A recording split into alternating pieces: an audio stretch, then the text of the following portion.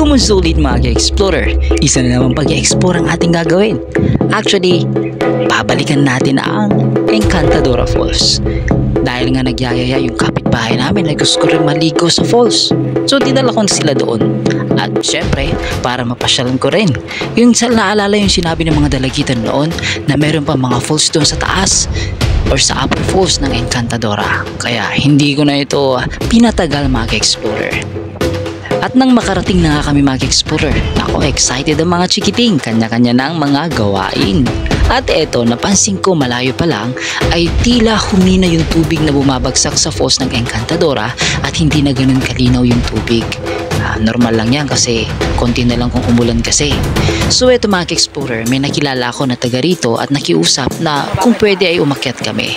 At pumayag naman sila, pero pinagsabihan kami na triple ingat ang pagpunta sa taas ng Encantadora. Totoo nga naman daw na maraming magaganda pang falls doon sa taas, pero napakakitid yung daanan at sobrang dulas at meron nga pong binawian ng buhay dahil nahulog sa daanan na ito mga ka-explorer. Kaya kung naghahangad din kayo na pumunta, ay nako, doble at triple ingat po mga ka-explorer. Kaya pala ganun na lang sila kung magsabi na wag na lang umakyat, kung po pwede wag na lang. Pero tayo, nangako naman ako na doble ingat kami at wala silang pananagutan. So nakikita nyo na mga explorer, nasa taas na kami. Actually hindi pa nung gaano kataas. Ayan, so eto na, makikita nyo niya mga explorer, nasa baba na yung mga nag-e-enjoy sa falls. Ayan, so yan yung pinupuntahan nila usually. Pero ngayon, aakyat tayo. Ayan, so eto na mga explorer, ang nakaka-exciting na part ay yung pag-akyat. Ito, gumawa sila ng man-made na hawakan na may tubo. Pero alam mo ba, makikita nyo kung gaano kataas at kung saan kami dadaan. Kaya pala doble-doble ingat. Tingnan nyo mga explorer, oh. Ayan.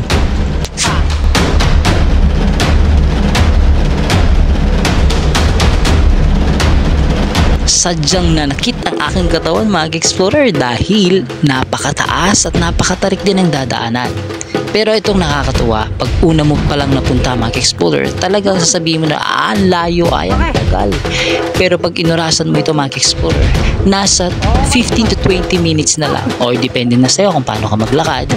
Medyo mahihirapan ka lang kasi paakyat at pababa, tapos makitid yung daanan, kailangan mong yumuko mga explorer dahil may mga maliliit na bamboo. Tignan nyo yung dadaanan natin, kailangan yumuko.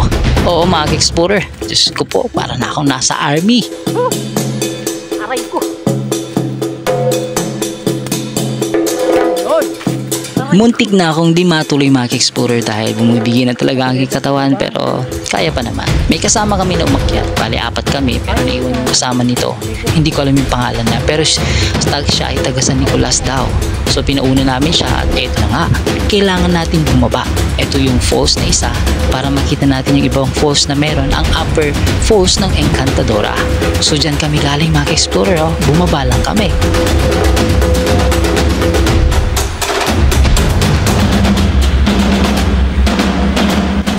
Eto na nga mga ka-explorer, kaliwat kanan na, taas baba kung saan mo makikita ang mga iba't ibang falls ang meron ng lugar na ito. Ay talagang naman marami talagang falls dito.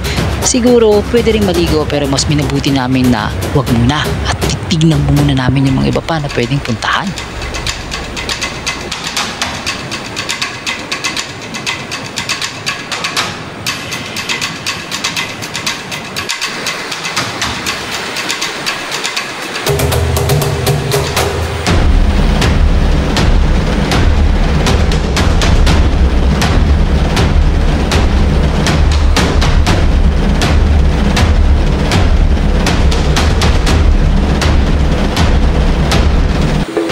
Tunay ngang marami pang tinatagong falls sa bandang itaas ng Encantadora Falls mga explorer.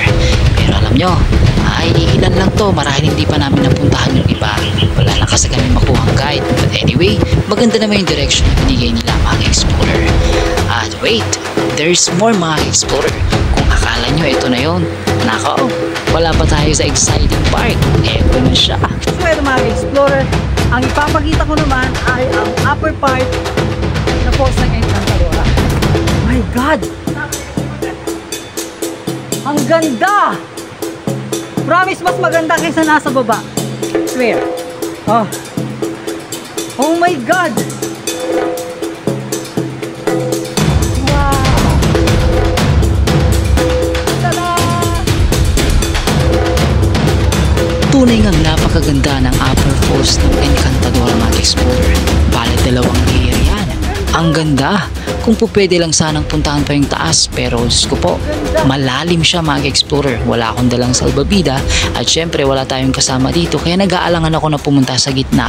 Pero ganun pa man, pag nakita nyo ito ng personal, Diyos ko po, napakaganda mga explorer.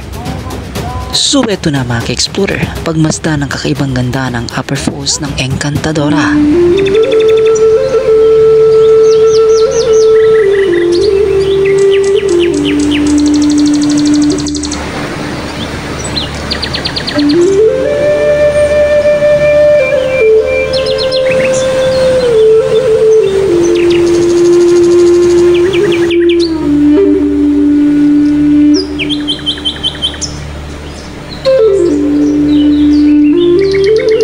At syempre, yakapin na natin ang upper falls ng Encantadora mga explorer.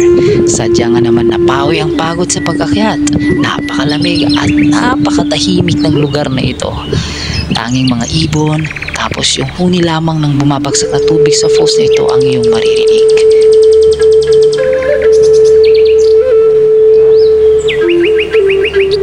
So ano pang inaantay nyo mga explorer? Pasyalan nyo na ang upper falls ng Encantadora. At muli paalala po, mag-iingat po tayo sa pag-akyat at magpaalam po tayo. Stay safe and God bless. Bye-bye!